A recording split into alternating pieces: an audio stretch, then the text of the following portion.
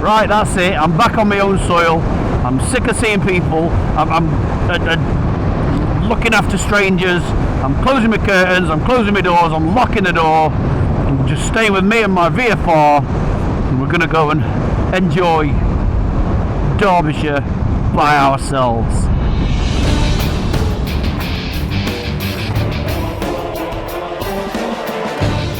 I've chosen to come out on the VFR on a day that's damp and dirty. Good morning to you on a stunning autumn approaching winter morning in Derbyshire.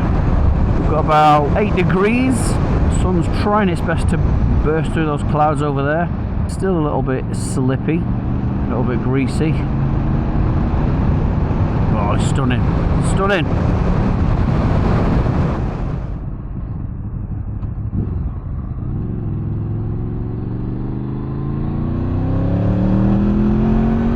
It's a bit mucky on the roads this morning.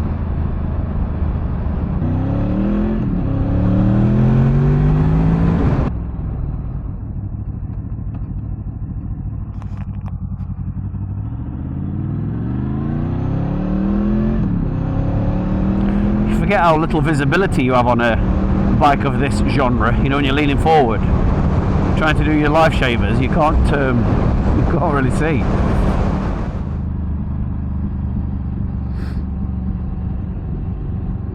I can't remember the last time I put fuel in this bike. Really can't remember. It's not been used at all. I took it out for an MOT about a month or two ago, and that was the first time I've used her in probably a year. Well, yeah, because it was way out of MOT when I took it. Look at this video of me taking it for an MOT while I go and have a cup of tea. See you after this little interlude. Folks, look who's out.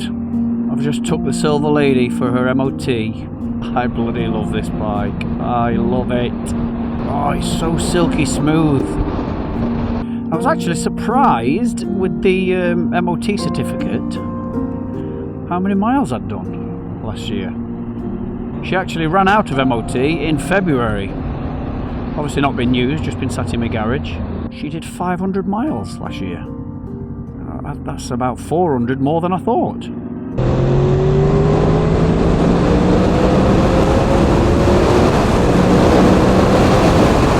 So effortlessly smooth and fast, actually. I was in there, genuinely nervous watching those guys move around and that. And I know that's ridiculous, I know it is, but she's that precious to me that I even had to go and sit on the bench away from the garage so I couldn't see her moving around. That's crazy, isn't it? Crazy. Fully MOT'd, ready to go again. So the Silver Lady is in having her MOT, and I'm genuinely nervous about anyone moving it, or it's crazy, but I am, genuinely. I've missed this bike. Forgot how smooth road tyres were as well. Completely used to the feel of knobblies now. Completely used to it. And that just feels completely normal. To get on a brand new set of road tyres. In fact, the last ride I had on it, these tyres were fitted. And she's just been in the garage since. So I've got the Road 6 GTs on, actually. Got a new chain of sprockets, all box fresh, and it feels so smooth and nice.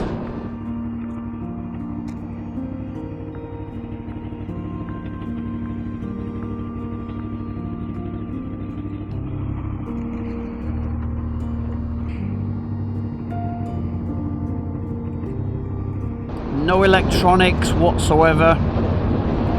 Gearbox is smooth, it's tight. No traction, no ABS, no cruise control, no gear indicator. There is some technology. It's got ambient air temperature, 14 degrees.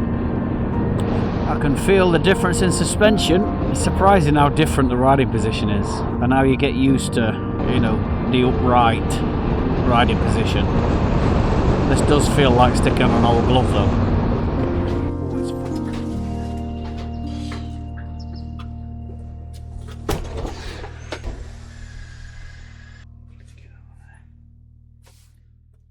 Hello, fuel tank. Not seen you for a long time. Sorry, bud. Number 5, please. Thank you very much.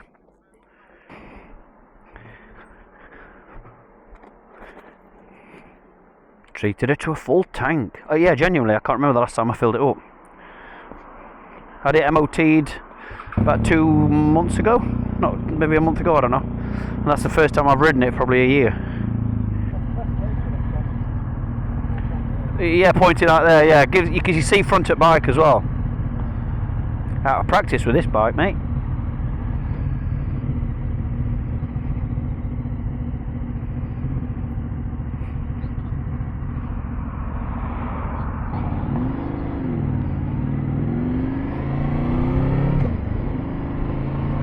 Right folks, if you've not just noticed, I'm now joined with PP behind me and Crazy Legs on a bike. Just treated the VFR to a tank full of 97. I was just telling the lads there, I can't remember the last time, genuinely can't remember the last time I filled this up.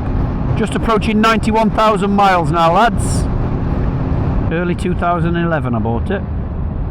Massive sentimental value, mate. Yeah, I'm daft when it comes to sentiments, and you know what I'm like. Anything to do with friends, family and love, and you know, I'm so sentimental. And yeah, to think where this has been, it's just crazy really. No, I'd never ever get rid of it. Almost to the point now when people message me on YouTube and say, oh, have you still got the VFR? I get offended, like, what? Of course I've still got it! You know? Yeah, I'd never get rid, ever.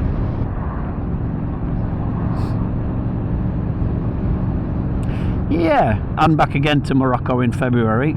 Yeah, I have, but for some reason I don't know. I don't know if it's because this is an older bike. I said this years ago, right, before I had a new bike, when I still got just this.